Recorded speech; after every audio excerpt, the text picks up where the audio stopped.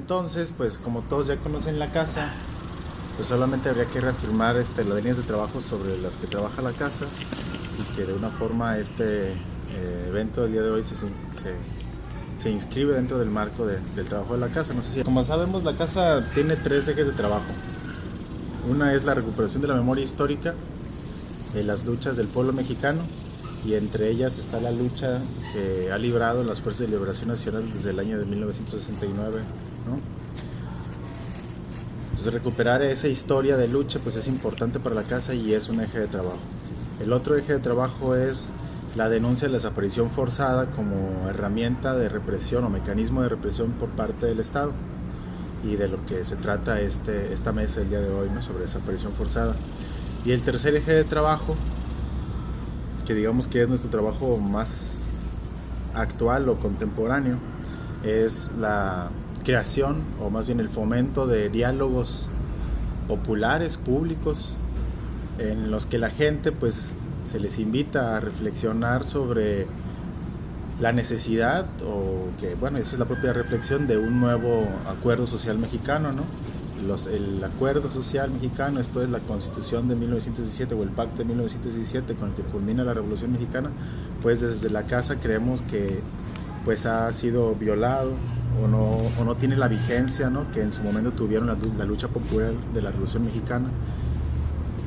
Pues entonces ante esa circunstancia de que no tenemos las condiciones por las que lucharon los revolucionarios del 17, pues es necesario que la gente se vuelva a replantear, pues crear un nuevo pacto social, ¿no? Frente a las nuevas necesidades del siglo XXI. Y pues la mesa del día de hoy, más que inscribirse sobre el tema de desaparición forzada, forma parte de esa invitación a los diálogos.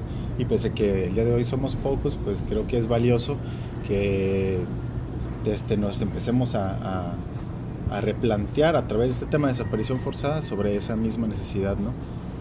Y pues yo creo que paso la voz al licenciado Carlos Vive, que nos va a dar el tema de hoy, y después de abrir la plática pues para que comience, ¿no? Es como que analizar el desarrollo histórico del concepto de desaparición forzada, ¿no? Para analizar cuáles son las repercusiones al día de hoy en la sociedad en la que vivimos, ¿no? Entonces, por ejemplo, si hablemos el librito en la segunda página tenemos cómo nace el concepto como tal, o sea, cómo se le pone el nombre a una práctica que ya tenía años realizándose. Esto es las fuerzas del poder político desapareciendo opositores. Eso ya se venía realizando desde años antes. Sin embargo, en la década de los 70 se le pone un nombre, ¿no? Se le pone el nombre de desaparición forzada, y esto se debe principalmente a los trabajos de la Vicaría de la Solidaridad, ¿no? Es el antecedente más conocido y reconocido que existe para nombrar esa práctica, ¿no? Al menos yo no conozco uno más antiguo, ¿no? que se defina como tal esa práctica que ya se realizaba.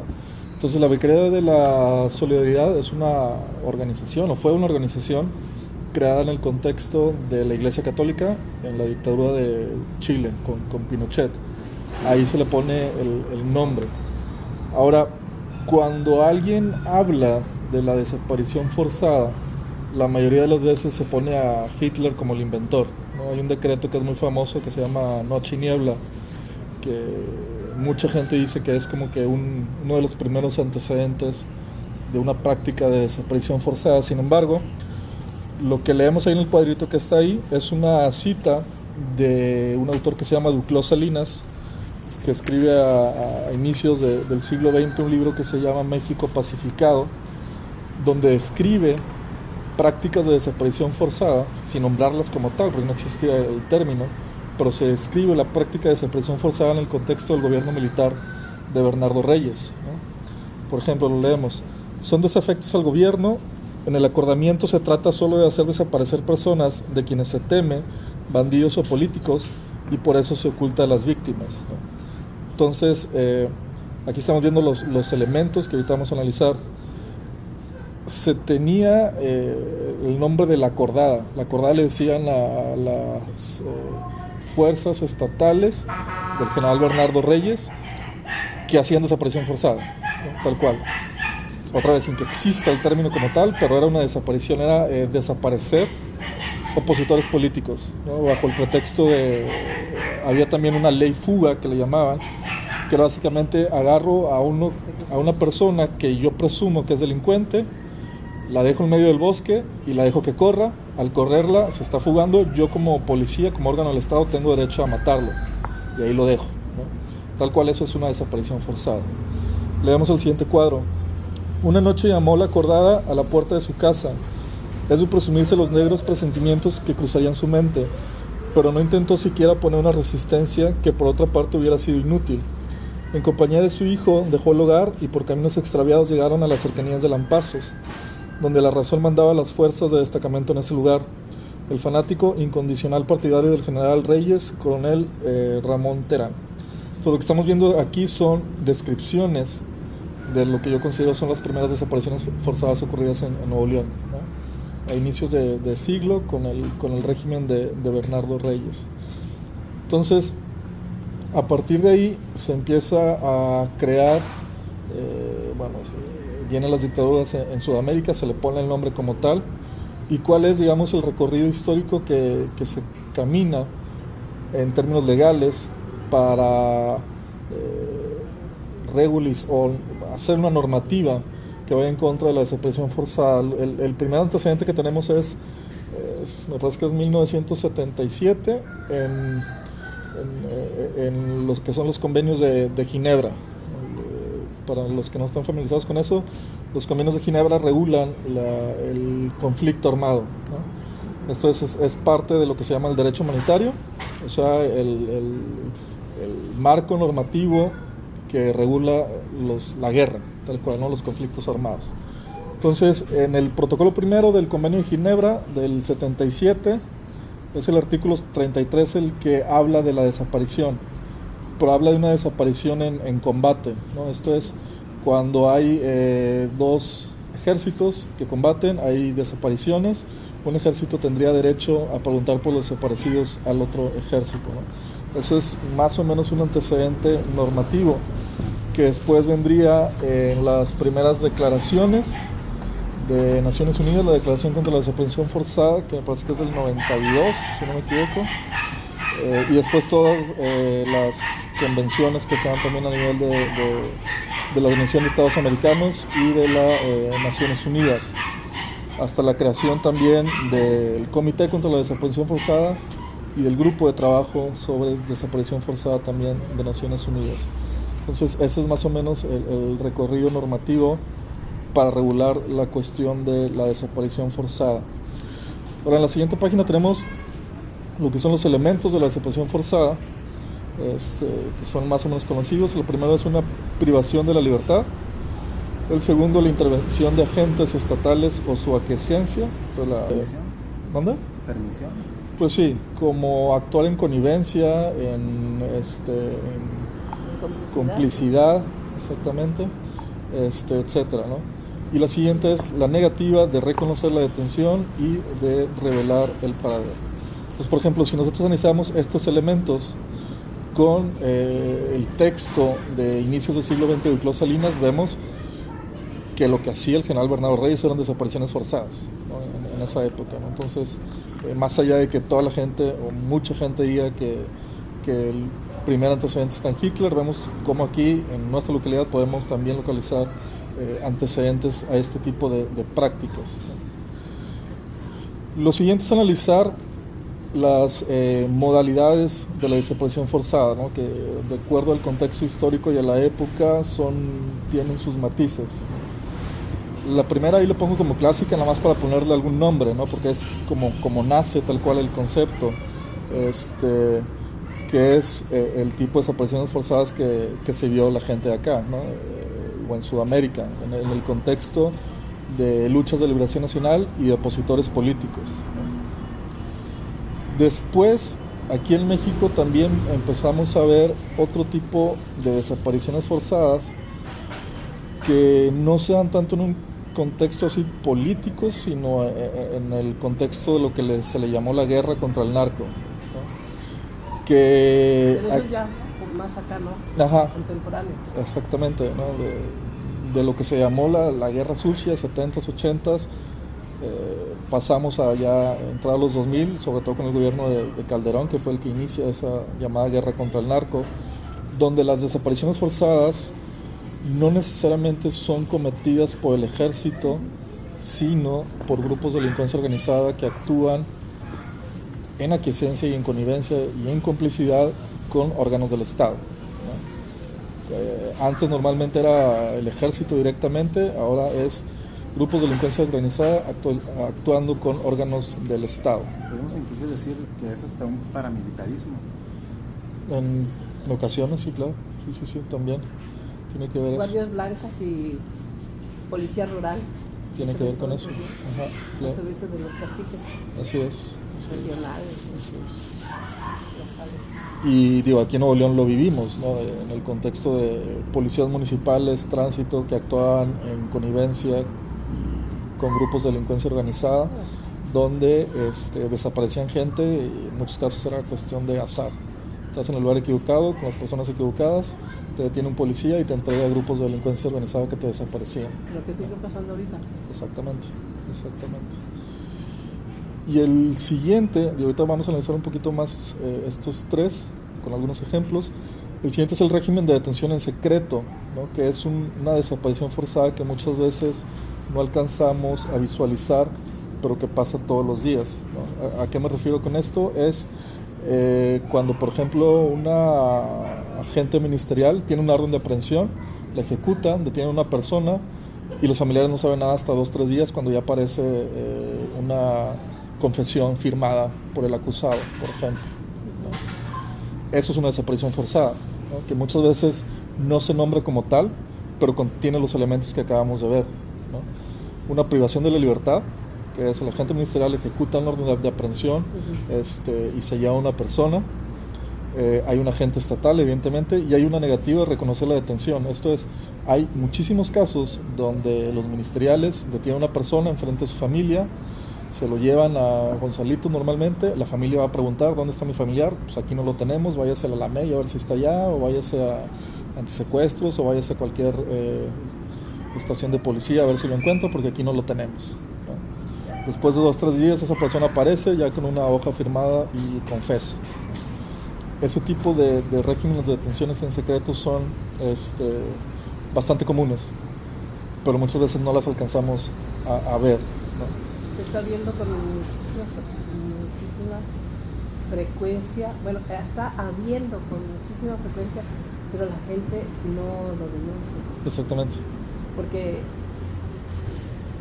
aquí cerca han pasado como 2-3 casos en que la policía detiene chavitos de 16, 17, 18 años o gente de grande y los acusa de que, pues, ¿qué andas haciendo hasta ahora? Piensas asaltar y se los lleva a la policía, a esa persona. Y luego ya llaman a los familiares y que pues, tienes que dar tanto. O antes de llevarlos, te hablan los familiares, ya les bajan el dinero, pero de volada. Así es. Y el problema es también de que muchas veces se pudiera estar involucrado en un hecho delictivo, pero ocurriéndose la aprehensión en un contexto de desaparición forzada, la víctima normalmente no va a denunciar, como es en el caso de la tortura, porque dice, pues me va a ir peor. Sí. Entonces ni para qué le muevo, porque ya estoy metido en una bronca, ni para qué muevo porque denuncio y me va a ir peor. Entonces, por ejemplo, aquí después hay una cita de un autor que se llama Federico Mastrogiovanni, leemos. Es la casualidad uno de los factores más frecuentes de las nuevas desapariciones en general y de las desapariciones forzadas en particular en México en los últimos años. Entonces esto es lo que me refiero ahorita, ¿no? En este contexto de la guerra contra el narco, es la casualidad también, muchas veces. Estás ahí, le viste mal a alguien que no debiste haber visto y se enojan y te desaparece. Mastrogiovanni es pues no una evolución, sino más bien otra cara que se deja ver del régimen, ¿no? Si antes desaparecían por cuestiones puramente políticas de oposición y tú si estabas involucrado te iban a desaparecer era porque tenías de alguna forma una conciencia o cierta actividad política, ¿no? Ahora no es necesario que tengas cierta conciencia o cierta actividad política, sino que estés en el lugar en donde los intereses empresariales no quieren que estés, ¿no? Entonces no es una evolución, más bien es otra cara, porque tanto antes como ahora siguen atendiéndose a intereses económicos, ¿no? Aquí vemos este tipo de desapariciones ocurridas en este contexto, lo que le llaman la guerra contra el narco, ¿no? La última hojita, ahí viene una cita del informe del Grupo de Trabajo sobre Detención Arbitraria al Consejo de Derechos Humanos. Aquí, casi al final, el último enunciado es el punto, ¿no? Que al mismo tiempo la detención secreta equivale a una desaparición forzada. De recurrirse a ella en forma generalizada o sistemática, la detención secreta puede incluso llegar a constituir un crimen de lesa humanidad. Aquí veíamos cómo me refiero al tercer ejemplo de la modalidad de desaparición forzada, el régimen de detención en secreto, que veíamos que muchas veces no se visibiliza como debe ser. Otro punto aquí interesante es ver, por ejemplo, lo que habla aquí de forma generalizada o sistemática, que esto tiene que ver con un reciente informe fue del grupo de trabajo de desaparición forzada, que habla que en México las desapariciones forzadas ocurren en un contexto generalizado. ¿Qué implicaciones tiene eso? Si uno analiza, por ejemplo, la definición de un crimen de lesa humanidad bajo el Estatuto de Roma, que el Estatuto de Roma es, digamos, la reglamentación de la Corte Penal Internacional, que podría juzgar por delitos de lesa humanidad, ¿no? Entonces, cuando alguien dice, o cuando un órgano de Naciones Unidas, como es el Grupo de Trabajo de Desaparición Forzadas, dice que la desaparición forzada es un crimen que se comete en forma generalizada en México, lo que ahí está diciendo es que hay un crimen de lesa humanidad que tiene que ser juzgado, y que si no se juzga en México, tendría que ser juzgado en la Corte Penal Internacional, ¿no? En La Haya, en Holanda. Ajá. Entonces, eso hay ya grupos en México que han empezado a presionar para que ese tipo de delitos se juzguen en México. Ha habido el antecedente más lejano, que más ha empujado, es una solicitud que envió la Comisión Mexicana de Defensa y Promoción de Derechos Humanos a La Haya, pero se la negaron. Pero hay otros que se están esperando para ver si se abre una investigación por parte de la Corte Penal Internacional diciendo: en México hay crímenes de lesa humanidad, como es la desaparición forzada y la tortura, que si no se juzgan en México tendrían que ser juzgados en la Corte Penal Internacional, porque ese es otro punto. Y esa es una de las implicaciones de esto, porque otra vez, desde mi punto de vista, cuando tú sacas al ejército, y lo que estamos viendo hoy, ¿no? Que ahorita vamos a analizar un poquito los casos que son juzgados y los que llegan a la cárcel, normalmente es el eslabón más bajo. La verdad es el pobre soldado que se metió por necesidad, que lo mandan a la calle, que disparó de más, y ese es el que meten a la cárcel.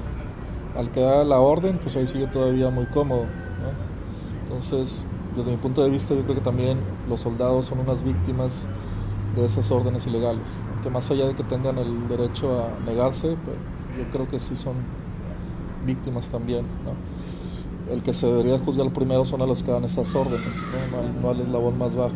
Claro, porque es una institución jerárquica. Exactamente. Es el patrón, ¿no?, que se ve en muchísimos casos, ¿no? El uso de la fuerza indiscriminado, que por cierto nunca estuvo regulado.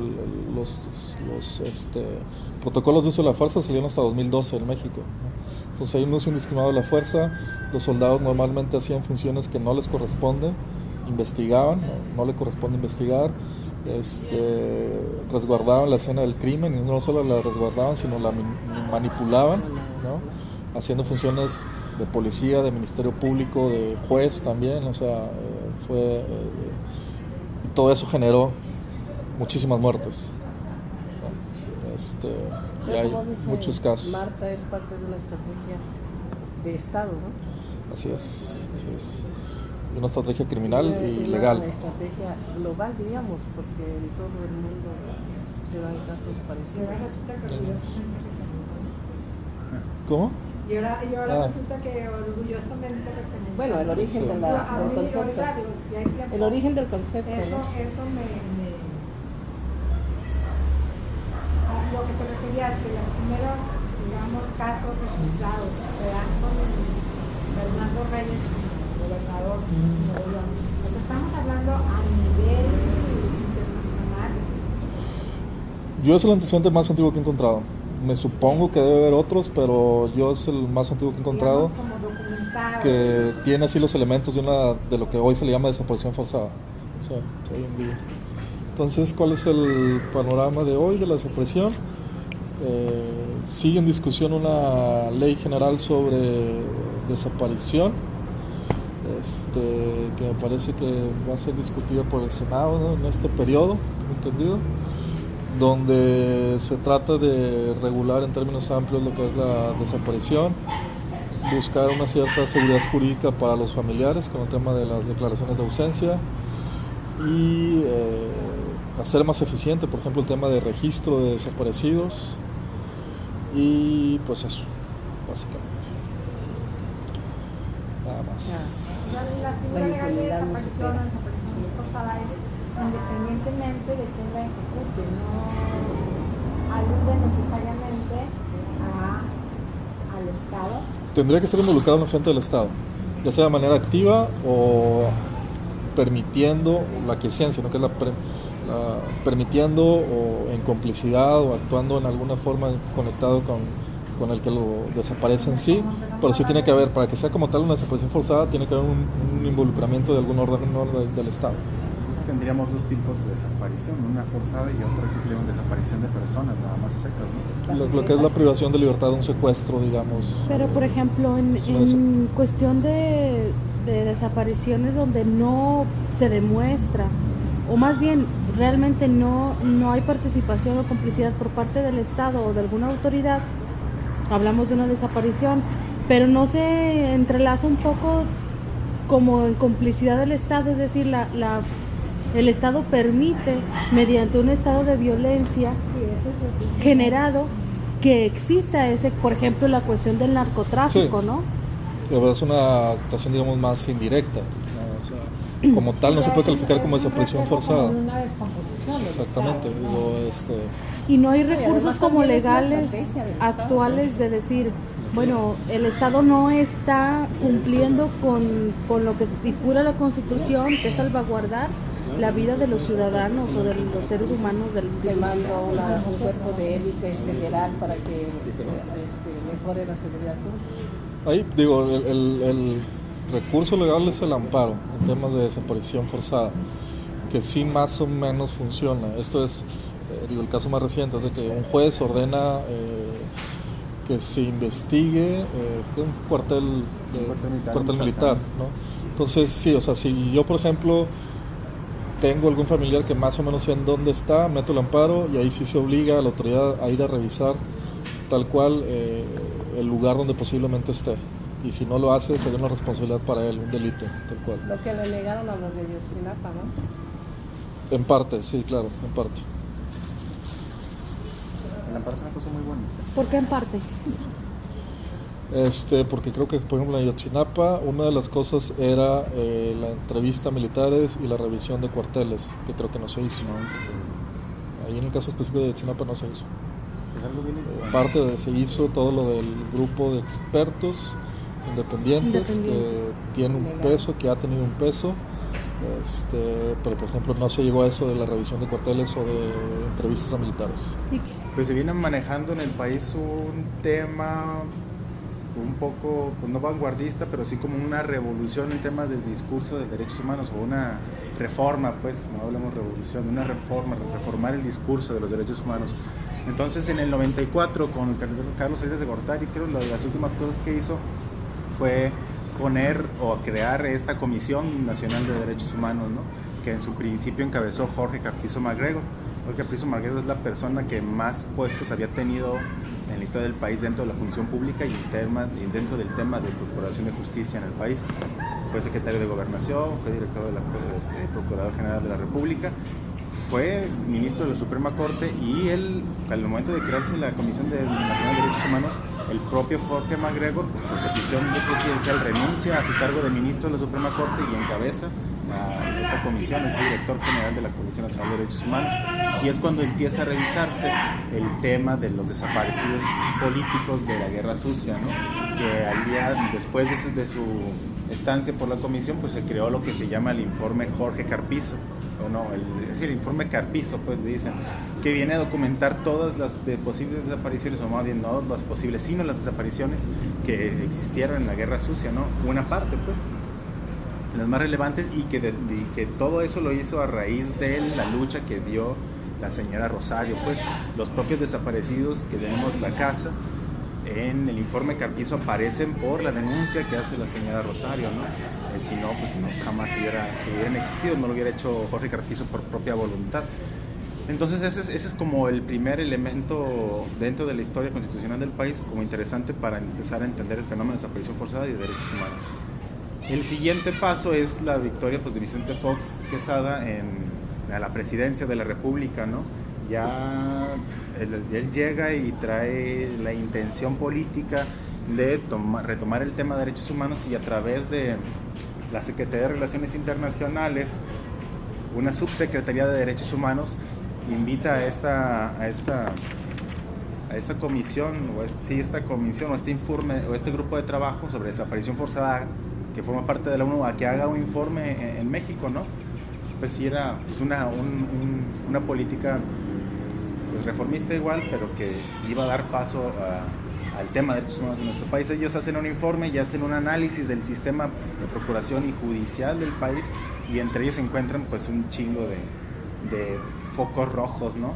Entre ellos, pues, la desaparición, las detenciones arbitrarias, hay algo que se llama la inmediata puesta a disposición de los detenidos, que forma parte también de este fenómeno. Pero eso se da también por presiones internacionales. Ah, claro. El que cedan los presidentes a hacer tal o cual reforma, o a crear tal o cual institución investigadora. Sí, pues es como digo, ¿no? La señora Rosario, a través de su trabajo, fue que presionó para la creación del informe Carpizo, y la propia presión internacional hace que se dé esta visita, ¿no? del grupo de trabajo. Por ahí leí el informe de trabajo y es bastante interesante, ¿no? Hace una radiografía del país, del cual desde el 2000 hasta la fecha estamos viendo los resultados con la creación inclusive del nuevo sistema penal acusatorio. Es un antecedente, o sea, este es un antecedente de ello, ¿no? Y luego, ¿qué pasa después de que llega el informe y todo wiri wiri las arañas?